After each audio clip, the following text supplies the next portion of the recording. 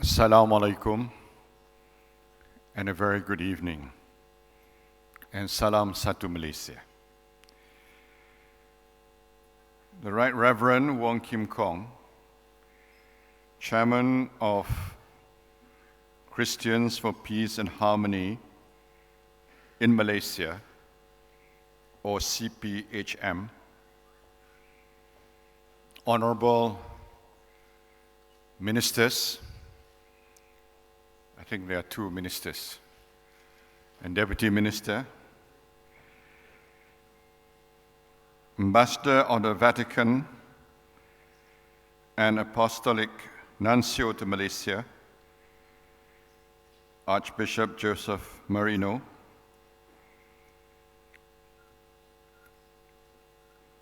Chairman of the Catholic Bishops' Conference, Archbishop Dr. John Ha, Trustees of CPHM, and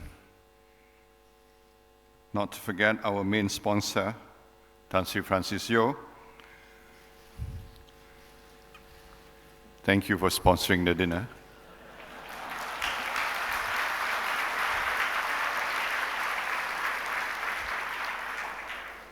If there's one thing we have in common amongst Malaysians, we all love a good makan. Distinguished guests, ladies and gentlemen, it is indeed a great pleasure for me to be with all of you this evening, to walk into this hall and to feel that I'm with people who love peace and harmony.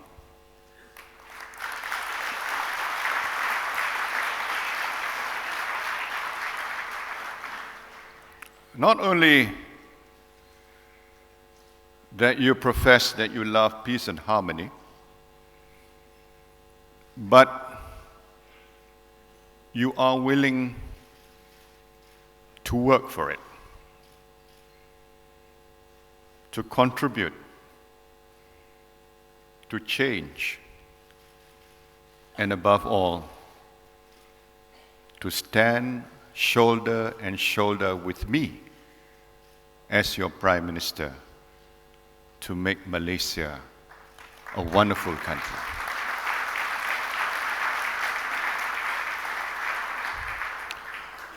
And this is exactly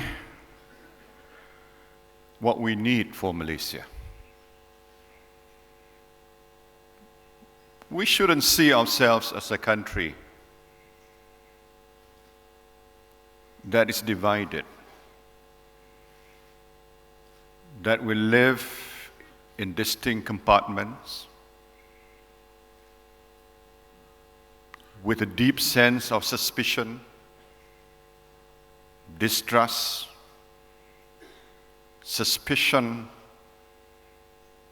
even hostility. But like what Reverend Wong Kim Kong said in his, I wouldn't consider a speech, it was a sermon actually.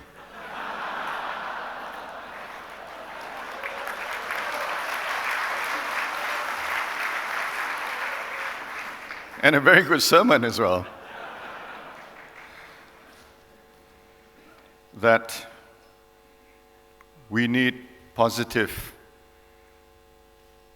sentiments to override. And if you fill your heart with love, mutual respect, a lot of our problems will go away, actually. A lot of problems are self-made. A lot of problems are man-made.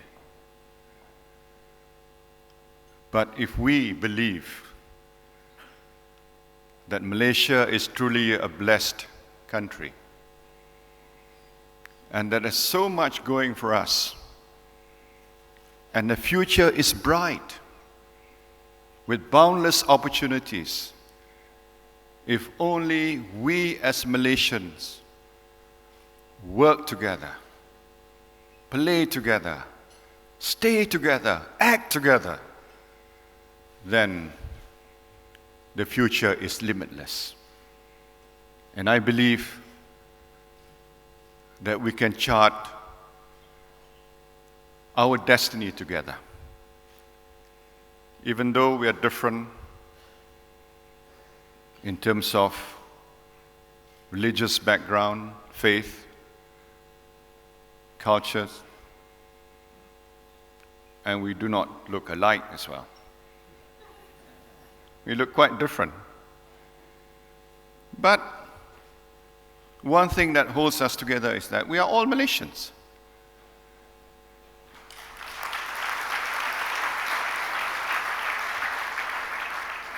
And we believe in this country of ours. There's no such thing as calling each other pendatang, for example.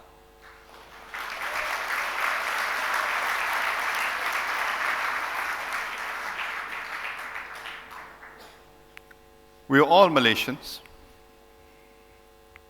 The only difference is not how long you've been here, or where you come from, or what religion you profess. The only difference is your love for Malaysia.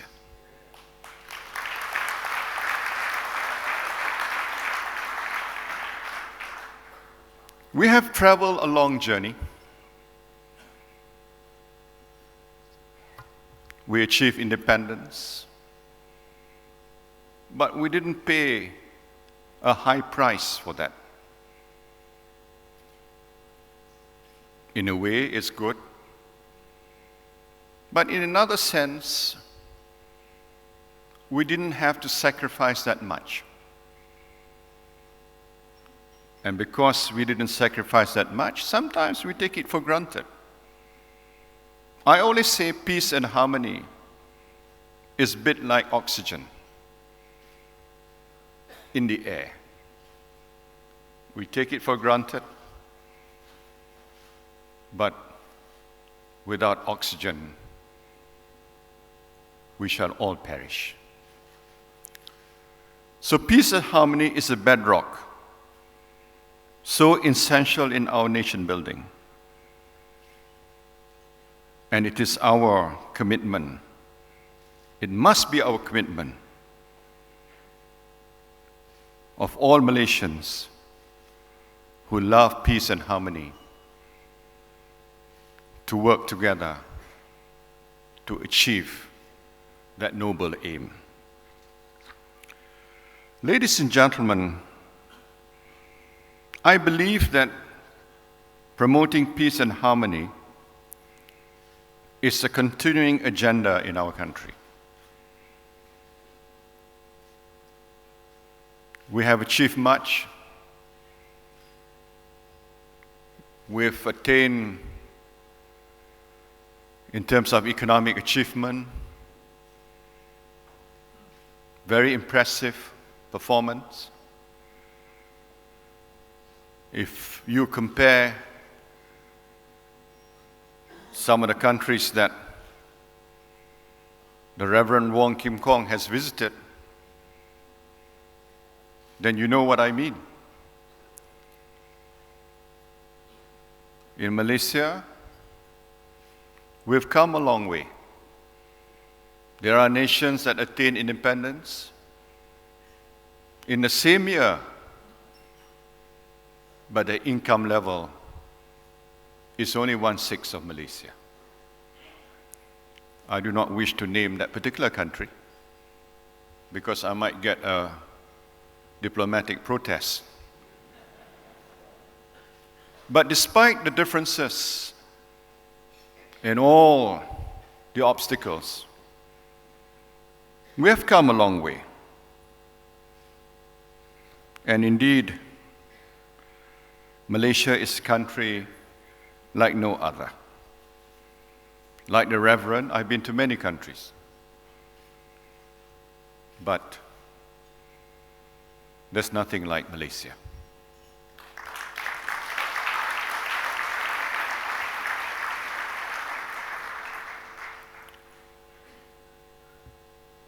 Differences are a fact of life.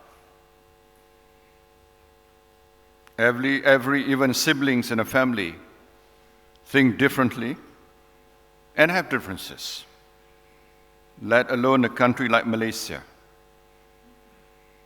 But the only way forward in the modern world and a sophisticated society like ours is to understand a different history and culture, so that instead of defining ourselves by reference to difference, we learn to recognize the common values we share and define a shared future. We need to invent the future where no one is ahead of another, but a future where we all succeed due to hard work and determination. Nowadays, there are hundreds of races and thousands of languages and dialects spoken throughout the world. Back home, Malaysia is a multicultural melting pot, even to the extent that when we gained our independence in 1957, some scholars would argue that our ethnic relations were in constant warring and fragile state. However, we have been able to prove the skeptics wrong. We have shown to the world that people with different values, culture, and religions could still live together peacefully if we practice moderation in our lives. The type of social harmony some foreigners describe as a Malaysian experience. We should celebrate and cherish peace in our country, peace which is much sought after by other nations. In this regard, ladies and gentlemen, I'm a great advocate of wasatiyah, as it's called in Islam, or moderation. When I say moderation, it applies to all of us. And I keep on saying over and over again, the problem is not that we believe in different faiths and different religions.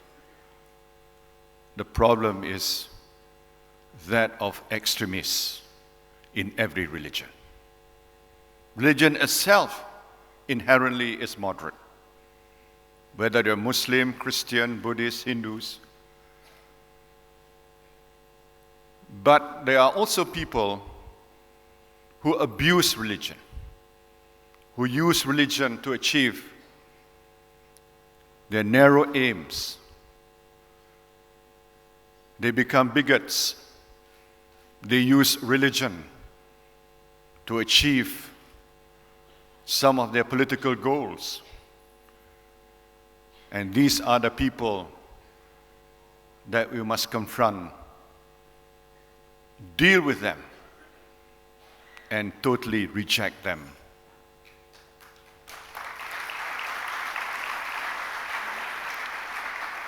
I believe we must allow for democratic space in this country. I believe we must allow for discourse in a healthy way. But there must be limits.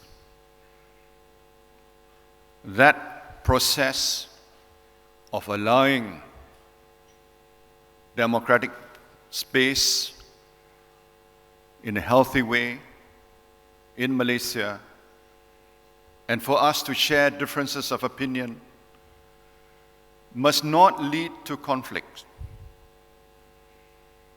If we continue to attack each other in a very negative way, then, Reverend, your statement that we are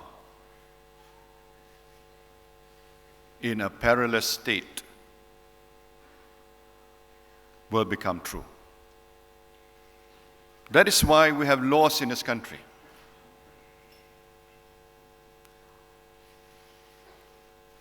I have been on record to oversee the biggest set of reforms in this country, allowing for a more democratic, liberal space in Malaysia.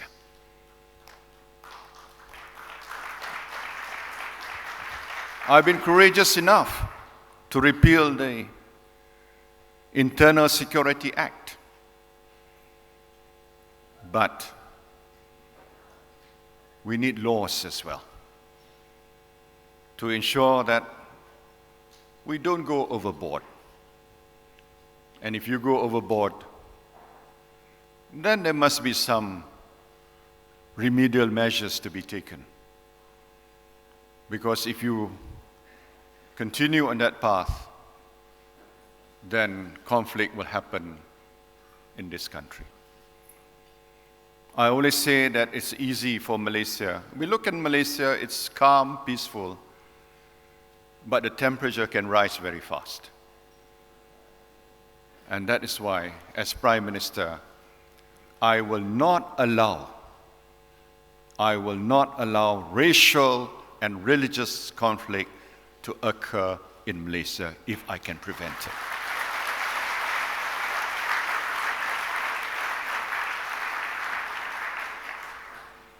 I believe there are solutions to every problem. May not be a perfect solution, but there are solutions. Sometimes it's better to accept a 70% solution than not having a solution at all. I believe that you should not resort to the legal process if possible. I believe if there's a problem, sit down,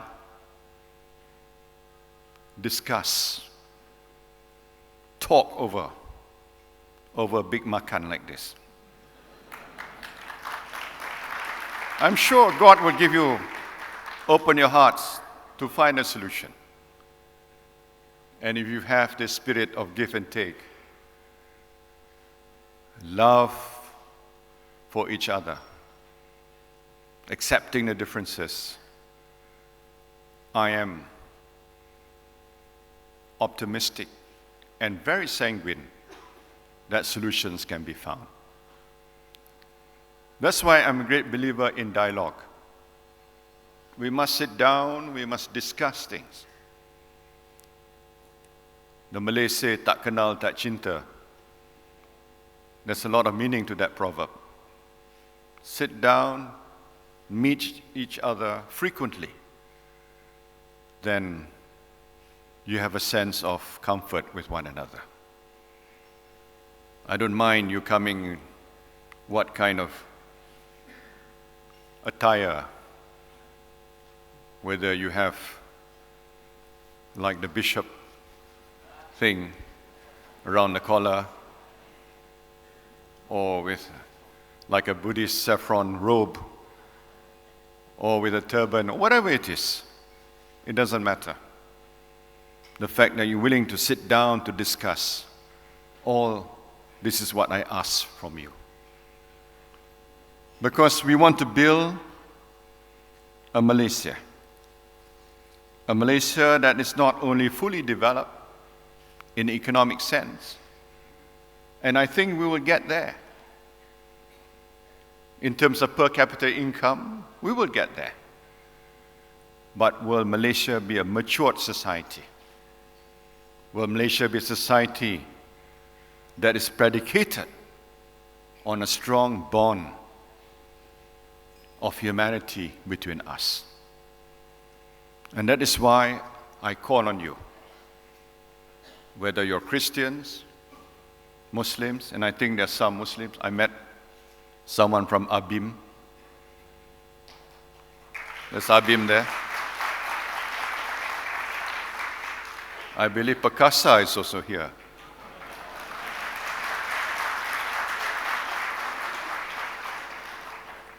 It's a good sign. Hopefully Perkasa will tone down a bit.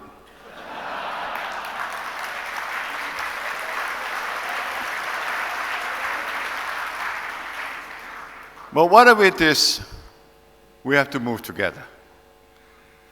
I'm a great believer that if all of us work together,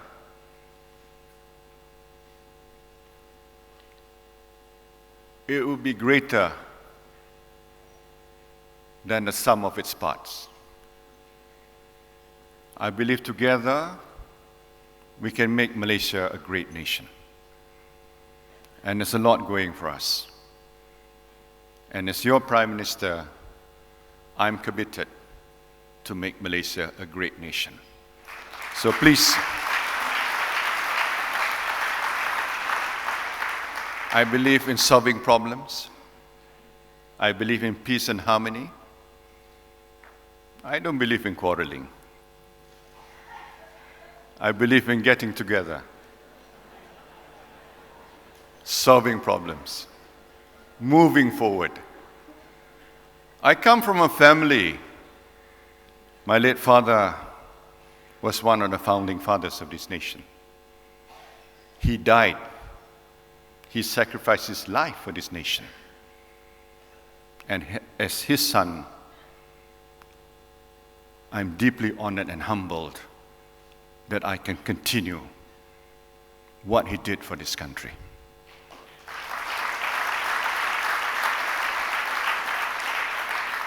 I notice one of my father's colleagues, Tan Sri Abdullah, there. I think he knows what I mean. We are the next generation. The job of building Malaysia will not be complete in one generation. It will take two and beyond. But what is important is we can define our destiny. And I truly believe if we have more people who say, preach, and do what Reverend Wong Kim Kong said in his lovely sermon, then I'm optimistic that a great nation awaits all of us. So I'd like to thank CPHM. Let us come together to do all we can and ensure that Malaysia remains a land of harmony and great opportunities, a nation for which we are so thankful and proud of.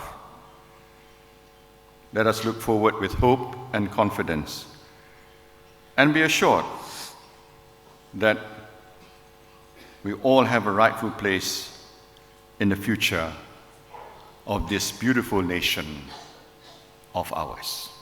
I thank you.